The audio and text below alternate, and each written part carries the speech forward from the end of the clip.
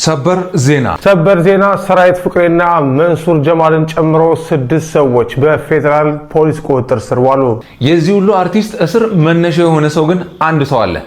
ቲክቶክ ላይ ነው የሚታወቀው። አውንታ በርሲሳ ይባላል። አውንታ በርሲሳ ማን ነው? ምንስ አርጎ ነው እዚህ እስር ቤት እንዲገባ ያደረገው ሚለውን በዚህ ቪዲዮ ታገኛላችሁ። እየሞከርኩ ነው ትላለህ እየሞከርኩኝ ነው ብሎ ይሁሉንም አንጀት የበላው ያሲኑ አሁን ደግሞ ተቀበል ብሎ መጥቷል። ተቀበል ያዝ በሞት ያዝ ጠንካ ተቀበል በሞትኩት ምንድነው የተከሰተው ሚለውን በዚህ ቪዲዮ እናገኛለን። አዶናይ አሜሪካ ላይ ሞቲቬሽን አቀርባለሁ ብሎ ሄዶ ተቃውሞ ገጥሞታል። አዲስ እዚህ አሁን ያለን ሰው ደግሞ መተ ህይወት ፋክት አፕ የነበርክ ሰው ህይወት የተገለበጠ ባለጌ ጋጦጥ የነበርክ ለማኝ የነበርክ ሰው እውነቱን ነው። አልነቃችሁም። አሜሪካ ያላችሁ ካናዳ ያላችሁ ሰዎች ገና እንደጀዘባችሁ።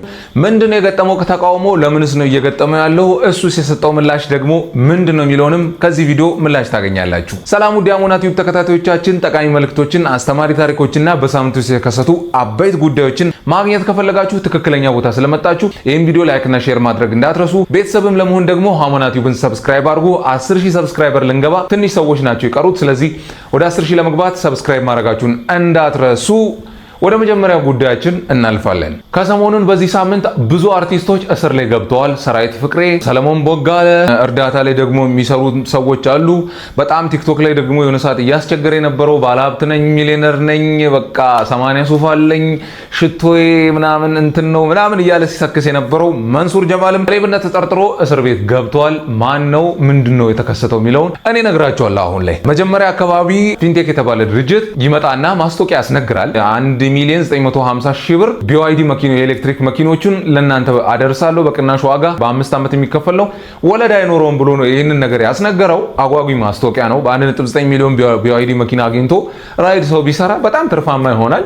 ሌሎችም ለመጠቀም ቢሉ ደግሞ በጣም አጓጊ ነው። በቃ በ1.9 ሚሊዮን ብር መኪና ማግኘት ማለት እና ይሄን አጓጊ ያስነግራል። ግን ደግሞ ብዙም ተቀባይነት አላገኘም ነበረ። ከዛን አንድ ሰው ወደፊት መጥቶ ማራገብ ጀመረ። ማን ይባላል? መንሱር ጀማል። መንሱር ጀማል እንደሚታወቀው ቲክቶክ ላይ በጣም እውቅና ያለው በጣም በጉራው የሚታወቅ ሀብታም ነኝ ያለ የሚሳክስ አይነት ሰው ነው።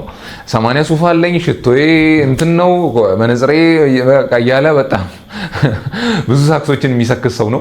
እሱ ደግሞ ያው መጥቶ መንሱር ጀማል በጣም ታዋቂ ስለነበረና ቲክቶክ ላይ በጣም ቫይራል የሆነ ሰው ስለነበረ በሱ አማካኝነት ይሄው እኔ ብራንድ አምባሳደር ነኝ የአዳማ ብራንችም መሪ ነኝ ብሎ መጣ። ብዙ ሰው አመነው ገባ። ይሄ ጉዳይ ከተከሰተ በኋላ ሰዎች ብራቸውን መክፈል ሲጀምሩ አንድ ሰው ቲክቶክ ላይ መጣ። አውንታ በርሲሳ ይባላል። የዛ ጊዜ ብዙም ታዋቂ አልነበረም። አሁን ላይ በጣም ፖፑላር የሆነ ሰው ነው። ከቲክቶክም አልፎ ፌስቡክም እዚህ ደግሞ ዩቲዩብም ላይ ደግሞ በጣም እውቅና እያገኘ ያለ ሰው ነው ይህ ሰው። እናንተም ይህን ሰው ብትሰሙት ትጠቀሙታላችሁ ብዬ አስባለሁ። ምክንያቱም አንዳንድ ጉዳዮች አሁን ላይ በጣም ፒውር የሆኑ መረጃዎች ናቸው እሱ ጋር እየመጡ ያሉት። ትልልቅ ከበድ ያሉ መረጃዎች እሱ ጋር እየመጡ ነው። ስለዚህ እሱን ብትሰሙ ያው ከሆነ አደጋ ፕሮቴክት ያደርጋችኋል፣ ወይም ደግሞ ከዛ ነገር ቅድሚያ ትጠበቃላችሁ፣ ወይ እዛ ጉዳይ ውስጥ ከመግባታችሁ በፊት ራሳችሁን ትጠብቃላችሁ ብዬ አስባለሁ። እና መጣና እዚህ ድርጅት ውስጥ እንዳትገቡ የአጭበርባሪ ድርጅት ነው አለ። ምንድነው የተከሰተው? ለምን እንደዚህ አልክ ተብሎ ሲጠየቅ እዚህ መኪና አስመጪ ባለቤት የፊንቴክ ኢንቨስትመንት ግሩፕ ባለቤት ዳንኤል ዮሐንስ ይባላል። ዳንኤል ዮሐንስ ማለት ደግሞ ሄሎ ታክሲ ያስመጣለሁ ብሎ ህዝቡን አጭበርብሮ የጠፋ ሰው ነው። በልቶ ዝም ያለ ሰው የካደ ሰው ነው። እና አሁንም ብራችሁን ትካዳላችሁ። ይህ ሰው ነው ዳንኤል ዮሐንስ ነው የፊንቴክ ኢንቨስትመንት ግሩፕም ባለቤት ብሎ ወጣ። ብዙ ሰው መጠራጠር ጀመረ። የዚህ ጊዜ እነ መንሱር ጀማል ምን ማድረግ ጀመሩ? ይህን ሰው አታክ ማድረግ ጀመሩ። በምን? በማጥላላት በማንቋሸሽ ትንሽ ነው በማለት እዚህ ጋር እንደው ድምጹን ብትሰሙ የመንሱር ጀማልን ድምጽ እዚህ ጋር ላሰማችሁ። ምን ብሎ በዚህ ፊት ቲክቶክ ላይ ለምን ትመጣለህ? እኔ ሰው ፊት አልቀርብም እስከማለትና አታክ ፐርሰናል አታክ እስከማድረግ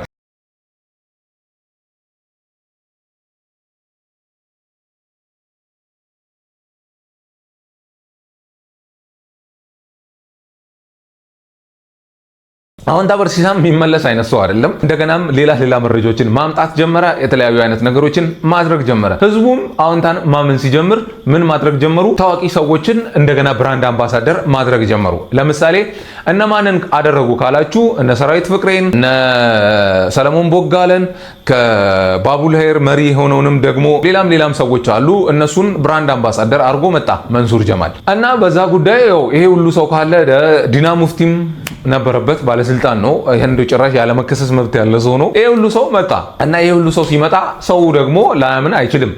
ኢትዮጵያ ውስጥ ደግሞ ያስመጣቸውን ሳምፕል መኪኖች ማሳየት ጀመሩ። ይሄው የተወሰኑ መኪኖች ገብተዋል። መስቀል አደባባይ ላይ ብለው ኤግዚቢሽን አቀረቡ። አዳማ ደረቅ ወደብ ላይ የገቡኝ መኪኖች አሉ። በጣም ብዙ ሰዎችን አሳመኑ። ከዛ በኋላ ግን መጨረሻ ላይ ይህ ሰው አሁንም አለቃቸውም ብሎ አሁንታ ተያያዛቸው። በትንሽ ጊዜ ውስጥ ብር አልደረሰንም፣ መኪናው አልደረሰንም እያሉ የሚመጡ ሰዎች መምጣት ጀመሩ፣ ወደፊት መምጣት ጀመሩ። ከአሁን ላይ ወደ እስር ቤት እንደገቡ መጨረሻ ላይ ይኸው አሁን ታስረው እንዳለ ነው የሚጠቁሙ ዜናዎች እየወጡ ያሉትና አሁንታ ለዚህ አብቅቷቸዋል። በዚህ ጉዳይ ነው የታሰሩት። እነ መንሱርም ደግሞ እነ ሰራዊት ፍቅሬም ምናምን ምን ጉዳይ ላይ እንዳሉ መረጃ ከደረሰ አመጣላቸዋለሁ ማለት ነው። ስለዚህ አሁንታ በርሲያን ስሙት። በጣም የሚጠቅማችሁ ሰው ነው። ጀስት ፖዚቲቭ የሆነ ሰው ነው። ለህዝቡ መልካም ማድረግ የሚያስብ ሰው ነው። ስለዚህ ስሙት። ምንም ሳይጠቀም ነው ይሄንን እያደረገ ያለው። ራሱን ህይወቱን አጋፍጦ ነው እንዲህ እየሰራ ያለው። በጣም ብዙ አደጋ ሊያደርሱ የሚችሉበት ጉዳዮች አሉ። ጥቅማቸው የተነካባቸው ሰዎች እሱ ላይ አደጋ ሊያደርሱ ይችላሉ። ህዝቡ ነው የሚጠብቀው፣ ምንም የለውም። ስለዚህ ይህን ሰው ፕሮቴክት አርጉት፣ ባላችሁበት ቦታ ሁናችሁ እላለሁ። ይህ ሰው ይጠቅማል፣ ለሀገር በጣም ጠቃሚ አይነት ሰው ናቸው። ትልልቅ መረጃዎችን ማምጣት ከቻለ ትልልቅ ኢንፎርሜሽኖችን ማምጣት ስለሚችል ብዬ አስባለሁ። ስለዚህ ቀጣይ ጊዜ ላይ ደግሞ የሚመጣ መረጃ ካለ ደግሞ ወደ እናንተ አመጣለሁ። ወደ ሁለተኛ ጉዳያችን ስናልፍ ኮሜዲያን ያሲኖ አሁንም በሌላ ስራ መጥቷል። በቃ ህዝቡን እያስገረመ ነው ያለው። ያሲኖ እንዴት ነው የምትችለው? ቆይ የምር እንዴት ነው የምትችለው? እኔ እየሞከርኩ ነው በሚለው ቪዲዮ በጣም አስገርመኝ ነበረ። እኔ ብቻ አይደለም አክቹአሊ መላው ህዝቡ ተገርሞ ነበረ። አሁን ላይ ደግሞ በጣም አስደንቀህናል። የምርም በጣም የሚገርም ነገር ነው ይዘህ የመጣኸው። ምንድን ነው ያመጣው ካላችሁ ያሲኖ ያኔ ታውቃላችሁ እየሞከርኩ ነው ብሎ የብዙ ሰዎችን ልፋት፣ የብዙ ሰዎችን ድካም፣ የብዙ ሰዎችን መሞከር፣ የብዙ ሰዎችን እያለፉበት ያለውን ህይወት አምጥቶ አሳየ። በቃ የሚገርም አድርጎ ገለጸ በአንድ ደቂቃ ውስጥ እና በጣም ቫይራል ወጥቶ ነበረ። ኦልሞስት አሁን 10 ሚሊዮን ምናምን ደርሷል ቪው ራሱ። በጣም በቃ የሰውን ልብ የሚነካ ነው። አሁን ደግሞ በፍቅር ጉዳይ ላይ ደግሞ መጣና ተቀበል ሚል ቪዲዮ ሰራ። እስቲ አንዴ እንስማት ያሲኖን። ተቀበል በሞትኩት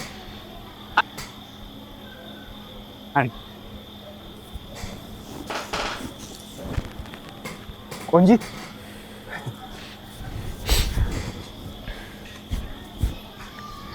ሰምቻለሁ እንዳገባሽ።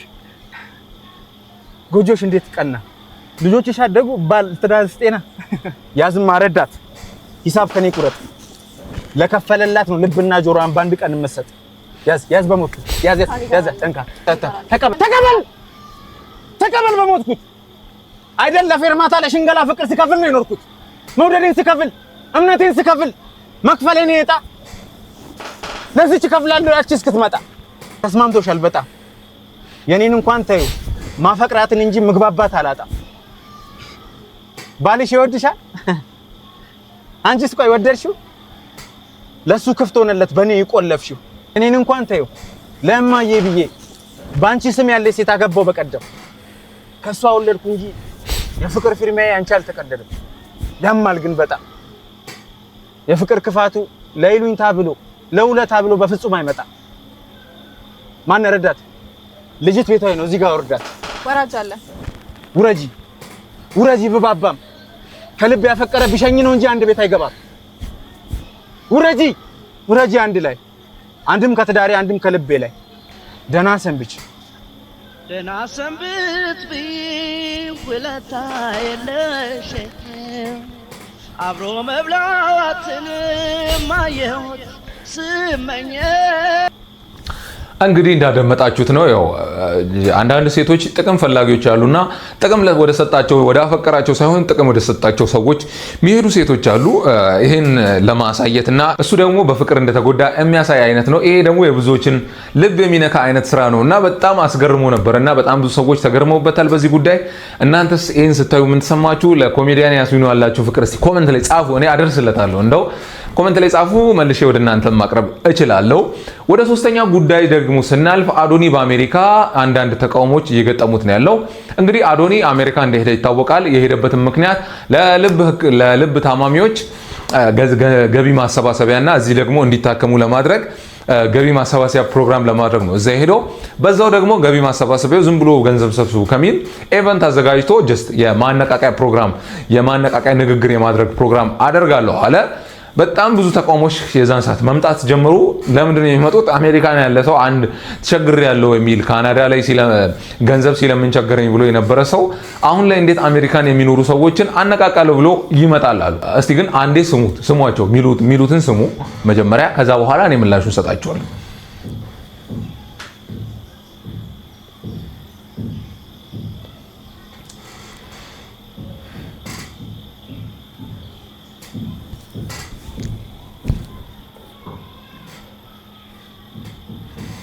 እንግዲህ እንዳደመጧቸው ነው እንደዚህ አይነት ተቃውሞዎች ነው እየገጠሙ ያሉትና ሰው ሊስተካከል ይችላል። ሰው መጥፎ ነገር ውስጥ ሁኔታ ውስጥ ሊያልፍ ይችላል። በጣም መጥፎ ሁኔታ ውስጥ በጣም ሊቸገር ይችላል እና ተለውጦ የሆነ ቦታ ሲደርስ ሰውን ሊመክር አይችልም እንዴ? ያለፈው ባክግራውንድ ስህተት አሁን ላይ እሱነቱን ይወክላል? አንዳንዴ እሱን መጥላትና የምታቀርቡትን ሐሳብ ደግሞ ሐሳቡን መጥላት በጣም ይለያያል። በቃ ያለፈ ስህተት ሰርቶ ሊሆን ይችላል። ባለፈ በፓስት አክሽኑ አዶኒ በጣም አጥፍቶ ሊሆን ይችላል። በጣም ብዙ ነገር አድርጎ ሊሆን ይችላል። አሁን ግን ምን ችግር አለው ቢመክር? ምን ችግር አለው? አሜሪካ ያለ ሰው አይደለ እንዴ? ምንድነው ሀብታም ሀገር ይኑር እንጂ እኮ ሁሉም ሰው ስራ ነው የሚሰራው። አለቀ በቃ። ማነቃቂያ ፕሮግራም በዛ ላይ ደግሞ ጀስት ዝም ብሎ ገንዘብ ሰብስቡ ከሚል የሆነ ፕሮግራም ተሰርቶ ዝም ብሎ እንትን ከሚል አዶኒ ያሳለፈውን ላይፍ ቢያወራ ምን ችግር አለው? ፖፑላር የሆነ ሰው ነው። በጣም ተደማጭነት እያገኘ ያለ ሰው ነውና ቢሰራ ምን ችግር አለው ብላችሁ ታስባላችሁ? እስቲ አሜሪካ ያላችሁ ወገኖች በዚህ ጉዳይ ምን ታስባላችሁ? ዛሬ ነው እንደ ኢቨንቱ የሚቀርበው። ይሄን ቪዲዮ በመሰራበት ቀን ነው ማርች 18 ነውና ዛሬ ነው የሚቀርበው ፕሮግራሙ ራሱ እና ይህን ያህል ተቃውሞ መቅጠም አለበት ብላችሁ ታስባላችሁ? እስቲ ደግሞ ከገባችሁም ደግሞ ይሄን ቪዲዮ ስታዩ እንት ላይ ምን ያህል እንዴት ነበረ ፕሮግራሙ የሚለውንም ደግሞ ኮሜንት ላይ ጽፉልኛላችሁ። አሜሪካ ያላችሁ ሰዎች እንዴት ነበረ የሚለውን ታወራላችሁ እና ሰው ያለፈበትን አክሽን ያለፈበትን ህይወት ሊያስተምር ይችላል። በዚህ ፕሮግራም ደግሞ ከክበቦ ገዳ ምናምን የተለያዩ አይነት ሰዎች ይገኛሉ። ከክበቦ ገዳ ጋርም ቪዲዮ ሲሰራ ነበር አዶኒ። በጣም ክበቦ ገዳ ደግሞ በጣም እየተናፈቀ ያለ ሰው ነው። የሱንም መድረክ ስራዎችም ደግሞ እናያለን ብለን እንጠብቃለን። ከቪዲዮቹ ከሚደረጉ ፕሮግራሞች እንግዲህ የገጠሙት ተቃውሞች እነዚህ ነበሩ። በዚህ ሳምንት የተከሰቱ ጉዳዮች እነዚህ ነበሩ። ሀሳብ አስተያየት ካላችሁ ኮሜንት ላይ ጻፉልኝ። እስካሁን ያቀረብኩላችሁን ፕሮግራም እንዴት ወደዳችሁት? ምን ይስተካከል፣ ምን ይጨምር፣ ምን ይቀነስ የሚለውንም ኮሜንት ላይ ብታጋሩኝ እኔ መልሼ ወደ እናንተ አቀርባለሁ፣ አስተካክላለሁ። እናንተ እንደምትፈልጉት ሆናለሁ። ቤተሰቡኑ ቻናሌን ሰብስክራይብ አድርጉ። 10,000 ሰብስክራይበር አስገቡኝ። ወዳችኋለሁ። በቀጣይ ጊዜ እስክንገናኝ ድረስ በደህና ቆዩልኝ። በብልሃት ነው።